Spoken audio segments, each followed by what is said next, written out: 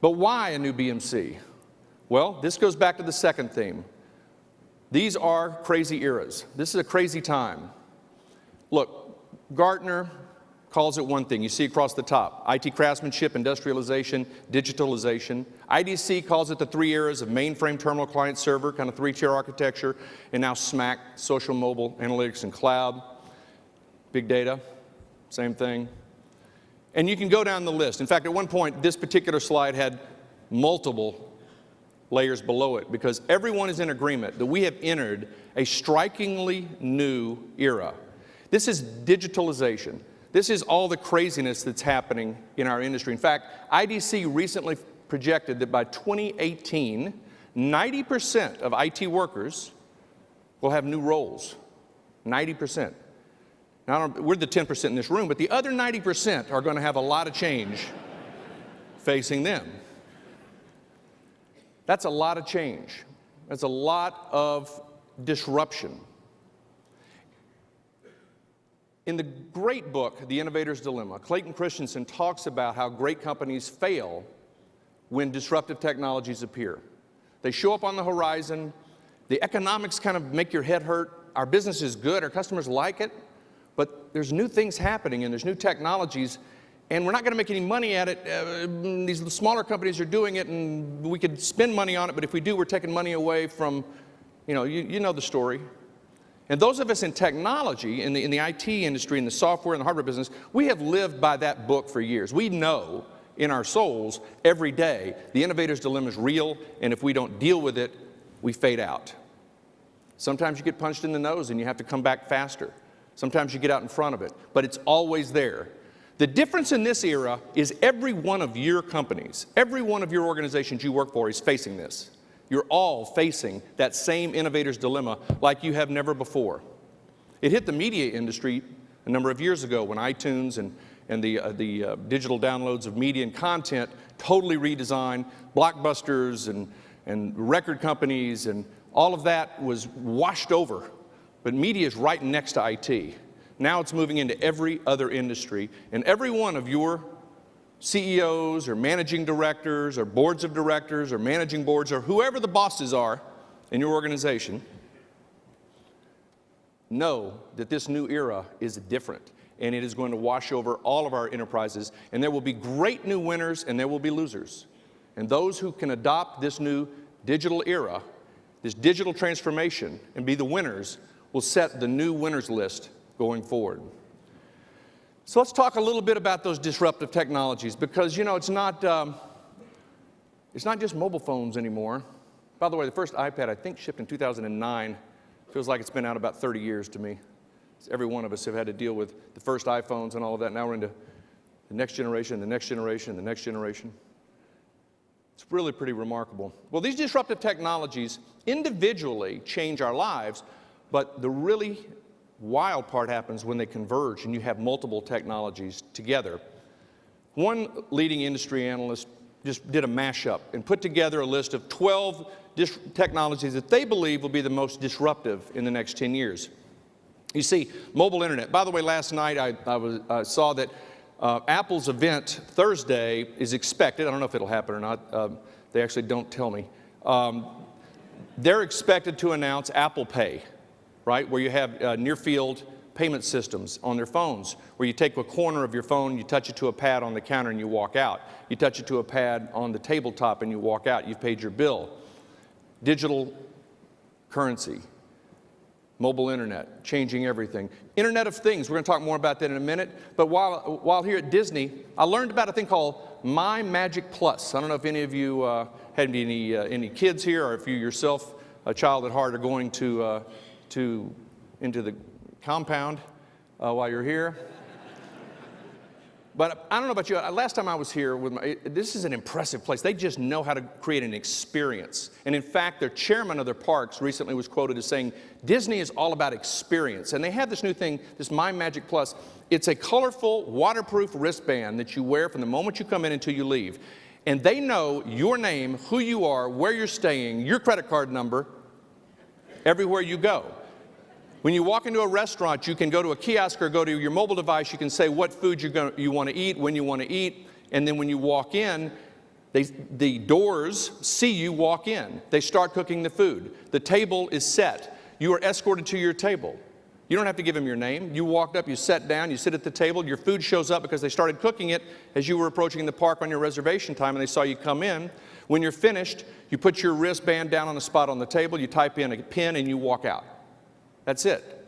FastPass, getting in lines. They've been able to reduce line lengths by 25% with traffic management. They've increased FastPass sales by 50%, which I'm assuming is a good margin business for them. Otherwise, I don't know why they're selling it. But that helps them with FastPass as they sell that, and it's increased that revenue stream by 50%. And it's all, as the chairman of the park said, Walt would have been proud because it's all about the experience. And you're in an area here, you're in a company that understands the experience and the new digital experience. 3D printing. On September 14th, a company called Made in Space put the first 3D printer above us. It's in space now. For the first time in human history, you don't have to send a rocket to deliver something to space. You'll be able to deliver tools, components, parts. It's obviously limited to some things you can't manufacture, but it can manufacture a lot. And over time, they discussed that it will be able to manufacture larger 3D printers that actually orbit, and you'll be able to create entire craft, big rooms, components, and actually begin to build space stations up there. You have to bring the raw materials, of course, but that's much more efficient. And that's today. That's happening right now. We don't know what the future is going to hold. In fact, the one thing that I know for sure as we sit here, and it may be the only thing I know for sure, is that none of us have any idea what we're going to be talking about in about 5 years. We don't know what our data center architecture is going to be. Is it going to be virtual machines? Is it going to be containers? I don't know. Is it going to be something else? I don't know. The money that's going into venture capital on new technologies that are disruptive to the virtual machine environment, the new data center architectures, are unbelievable. And we don't know what it's going to be. And in our lives, we don't know how we're going to be living our lives. Let's look at a couple a little bit deeper. So this one's been talked about a lot. In fact, since I put this presentation together, it's been on the front page of the Wall Street Journal, the front page of the New York Times, it's been in Fast Company, it's been every magazine I pick up, there it is. And there's a reason for it, and I'm going to steal from the author of one article that I read when he said, there's a few times in your career you see something and you realize, wow, everything is going to be different.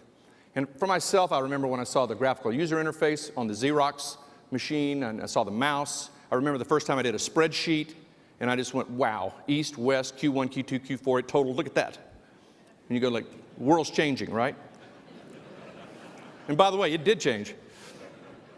This is one of those moments. This is a big deal.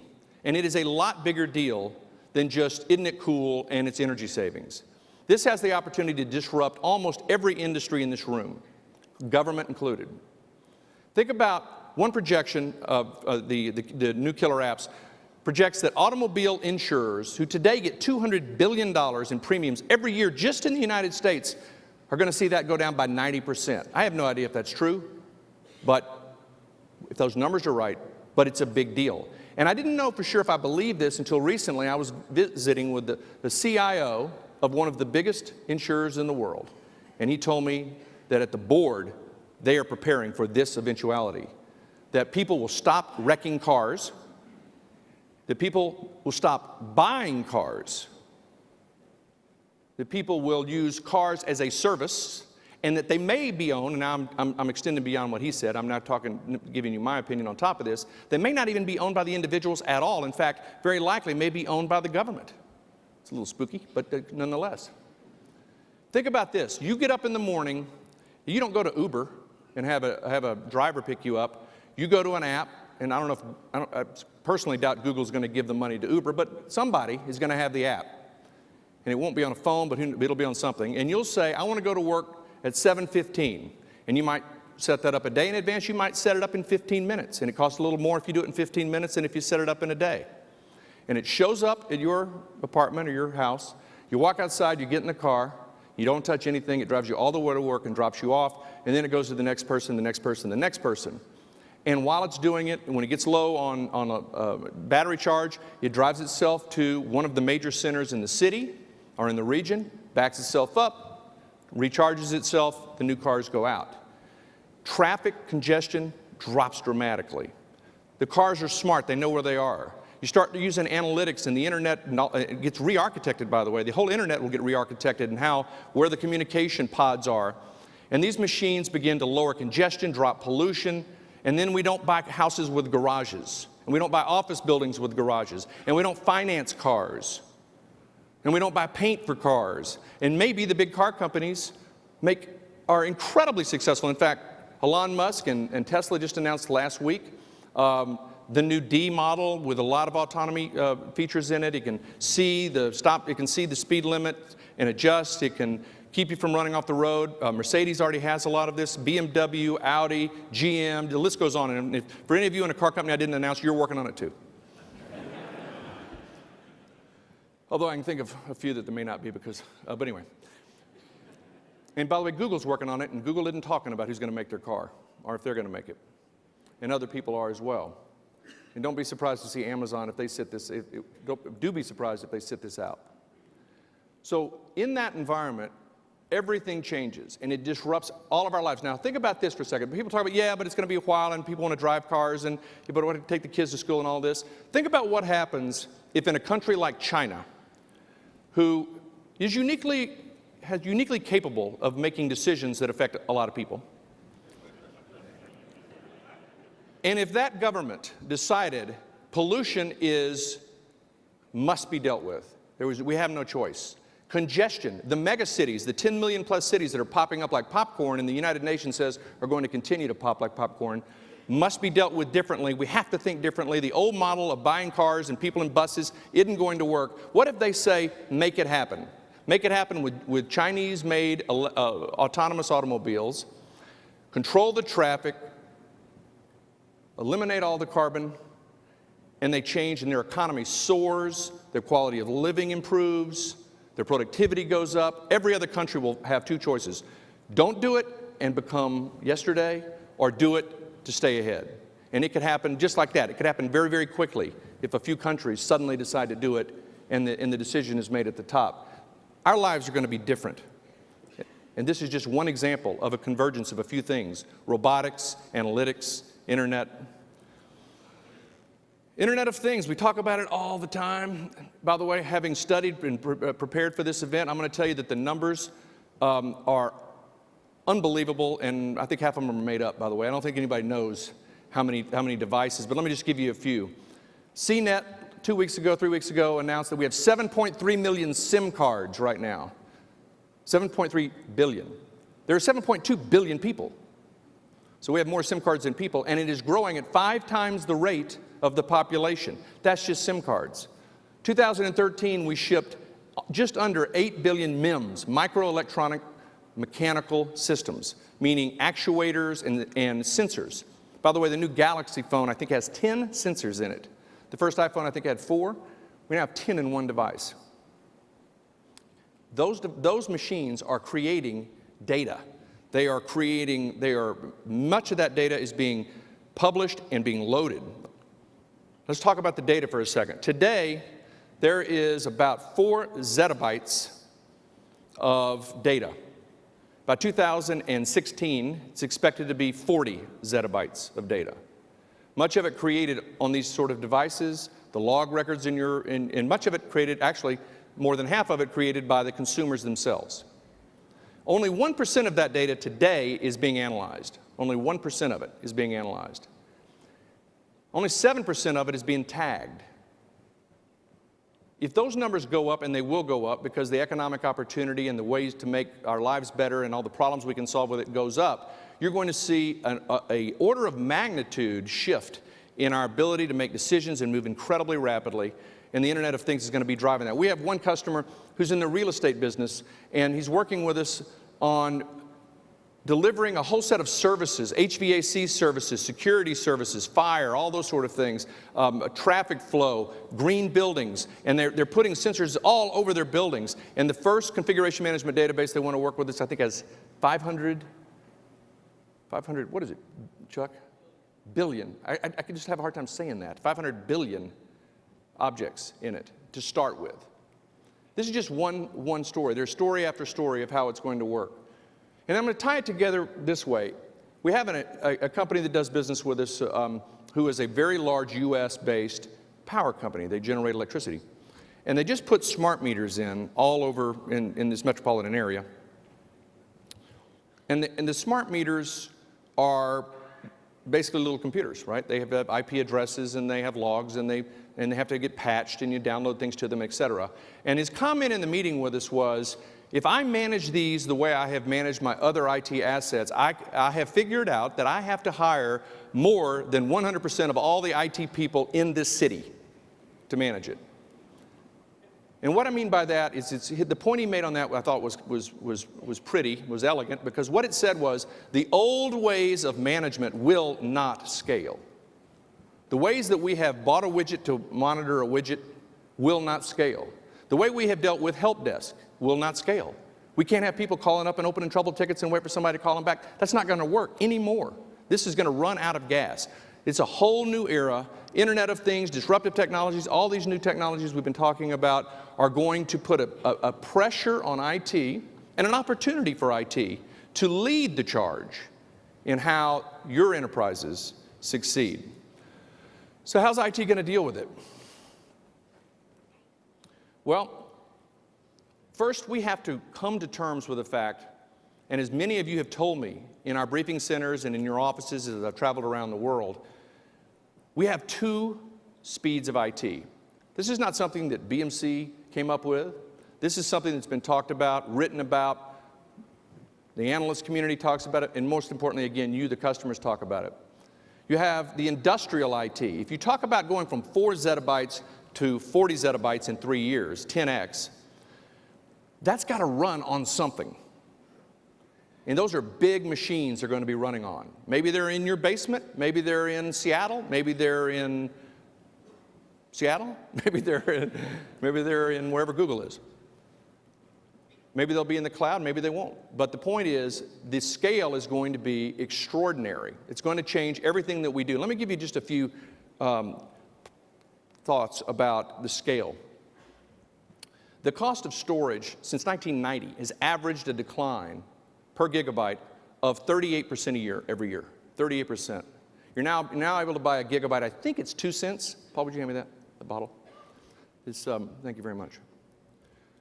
Sudafed and public speaking when combined. 40%. Compute. The cost of compute, you can take it by the number of 1 million transistors, the cost of that, has reduced by 33%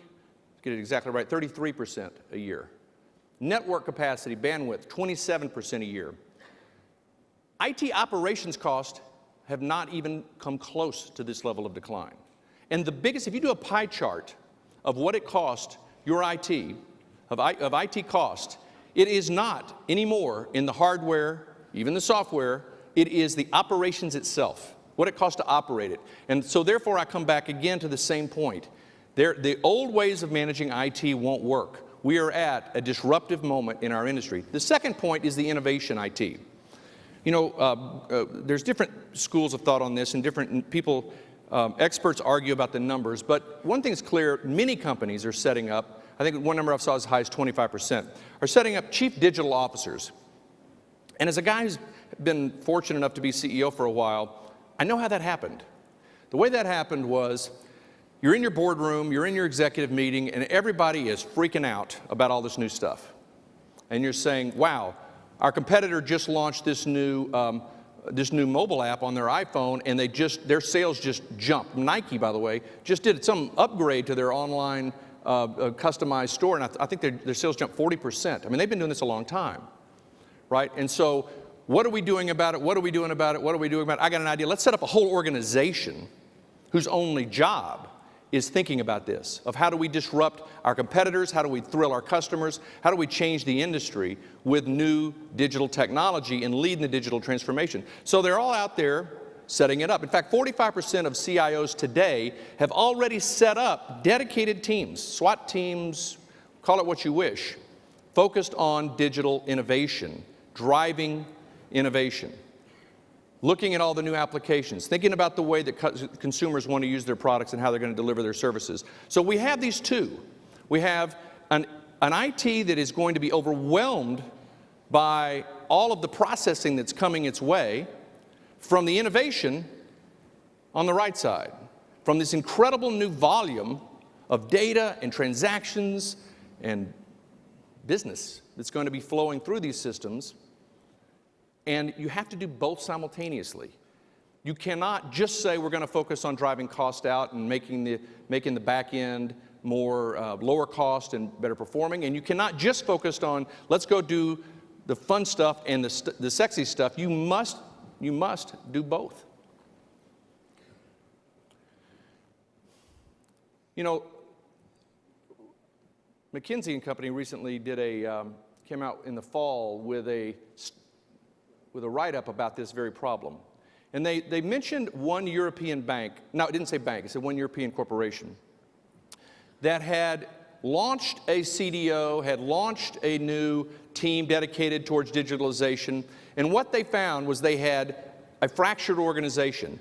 They saw long outages. They saw finger pointing. They saw the apps in the App Store sitting there, languishing, because nobody was responsible for version control. They saw the back end ill-prepared to take the new volume that came in, and it turned into a bad innovation. It was chaotic, and the two sides didn't talk to each other. So their response was, you must have a coordinated strategy for dealing with these bimodal IT, two-speed IT. You must have an integrated strategy, and somebody's got to be in charge of it. And at BMC, I would argue it's got to be the CIO, or whoever fills that role, whatever the title is in your organization for that role. Somebody has to be accountable and responsible for that. I think most CIOs understand that, but we do see organizations today where the CIO appears to be moving to be the head of operations and somebody else. And by the way, the IT budgets, everything you pick up magazines every day and you see marketing, the CMO, the headline I've seen probably 10 times, can the CMO and the CIO get along? How is the CIO going to deal with the CMO when the CMO is actually driving 25% of the IT budget? And the answer is, we don't have a choice. We as an industry must do both. And that's what this conference is all about. How we can help you do both at the same time. And BMC is uniquely positioned. We live in both worlds. We live in both worlds with our technology, we live in both worlds in our culture, and we are religiously committed to this concept without trying to sell you our stack. I'm not trying to sell you a big box. I'm not trying to sell you a homogeneous environment or our cloud. Our whole mission is to allow you to have incredible choice, incredible agility, because as I said before, the only thing I know for sure is you don't know what your back office is going to look like. You don't know what your front office apps are going to be. So by giving you maximum plug and play, maximum flexibility, BMC hopes to work with you to help you be very, very successful in this effort. There's three things that as we've talked to our customers, we realize that every CIO, every IT organization, if they do just these three things, and they say just because they're hard, that they will be largely successful at its foundation. The first is deliver intuitive solutions. Thank you, Paul. A couple of years ago, one of the largest companies on earth, actually the largest public company on earth, their CIO made a decision to work with BMC on exactly this problem. And the CIO invited me to go with him to an event, an event that was pretty cool. And he had at that event, and I'll give you a hint, it was in Georgia and there was golf involved. But at that event, there was the executives who reported, the CEO of the corporation was there, but most of his direct reports were there. And the one thing that the CIO wanted me to show them was our new mobile apps. That's the main thing he wanted to show them because the business is dying to know, does IT get it? That we must, and many of your organizations are incredible visionaries and leaders in this, so make sure we understand that we're learning from you in this and that many of you are way out in front. But nonetheless, one thing we see consistently is it an intuitive design? Look at Apple. If you ever want a company that really is as much about design and style as it is about technology, that's an example. Because they get the idea that it's people have to use this, and the intuitive design is what it's all about. The next one is high-speed innovation. If we can't move quickly, we're going to get run over. We've got to be able to do that innovative, that second half of IT, that innovative IT that moves very fast, that reacts to these new technologies at the speed of light. And then we must industrialize all the solutions all the way through the chain, from one end to the other. I don't think when a major retailer has a big outage and the stores are down, they're going to call the chief digital officer in to the audit committee. They're going to call the chief information officer and say, what's going on? We have to coordinate this. It has to be industrialized all the way through. The more we use this technology, the more dependent we'll become on it, and the more our businesses require industrial strength all the way through.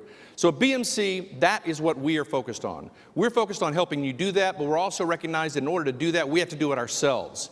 And this is, to me, is the most exciting part of the way I began this presentation. When BMC went private, the things that we evolved to, the things that we set our feet to deliver are exactly those three things. And you see things like, and you'll see at this conference, My IT, which today has over 1 million users. 1 million users in production today that have changed the way that their employees think about IT by using social and mobile and the way that they deal with it. No more calling the help desk, dealing with self-service, dealing with it the way they want to deal with it in their lives. You'll see at this conference, you're going to see us talk about smart IT. Those same professionals that in IT, those service delivery professionals, those service management professionals, giving them the same sort of leading edge, beautiful modern design, giving them, by the way, this was built with hundreds of Remedy users and ITSM users who've given us feedback on this. And this is just the beginning. This first one is for the service management personnel, but you'll be seeing new products coming out from BMC all year long for each of the key jobs across IT using this new intuitive technology. Next one is TrueSight. You'll see that here at the conference. This is taking log analytics, the big data, all this incredible amount of information that are generated inside these logs that is so cryptic, applying that to systems management, application performance management, systems management, and then putting an entirely new analytics engine and intuitive UI around it and changing the way that we prevent and diagnose and respond to performance and availability issues. And here at this conference, you're also going to hear about smart flows. Over the years, you're going to hear a lot more about smart flows in the quarters and the months ahead. This is where the parts come together. This is where it becomes an industrialized system and not just a bag of toys, bag of widgets that solve individual problems. When you put them together, just like disruptive technologies, just like Google Car is a convergence of multiple disruptive technologies, when BMC now from the ground up is architecting our solutions to work together, we can put smart flows together and change the game. We have one pharma company that's using our technologies, our smart flow, that is now 97% of all the trouble tickets are open, incident tickets are opened with context, with lots of information about it that go to the knowledge management system, and they've had a 90% reduction in the time it takes to do problem resolution by bringing them together. You'll see more and more smart flows, and I hope at the conference you stop by and visit with the people that are working on the smart flows and give us your input on that. This is where it turns into a system and not just great products. So here at Engage, you're going to see from us in these breakout sessions and in these meetings, and you're going to hear from each other some incredible innovation that's been happening in your organizations as you talk to each other, but you're going to see from BMC all the work that's been happening at BMC. What did we do with that $120 million? What have we been spending it on? Where are we going to spend the next? Will be more even next year. Where are we going to spend it? On the innovations. Intuitive user experience across every one of our products. Trusted clouds, service delivery, total customer focus, reduced infrastructure costs. Each of these areas we're going to be covering, and we'll be talking to you about waves of new products, new technologies, new organizations who are focused on delivering, over-delivering on every promise we make to you. This is what this is about. There's a new era in IT. We're all in it. It's going to be exciting. It's going to be a little scary, but it's going to be the most innovative, most dramatic change in our lives and in our businesses, in our careers, without question, just in the next few years. BMC is focused, and I believe uniquely set up to work with you across that. We need your help. We need your input. We need your ideas. We need your criticisms. Tell us what we're doing wrong. Tell us what we need to do better. Give us your ideas. And then next year in Las Vegas, we're going to be showing you whole new waves of new products and new technologies as we'll be working together with you throughout that. So welcome. Welcome to a new era in IT. Welcome to a new BMC. And welcome to Engage 2014. Thank you all for being here.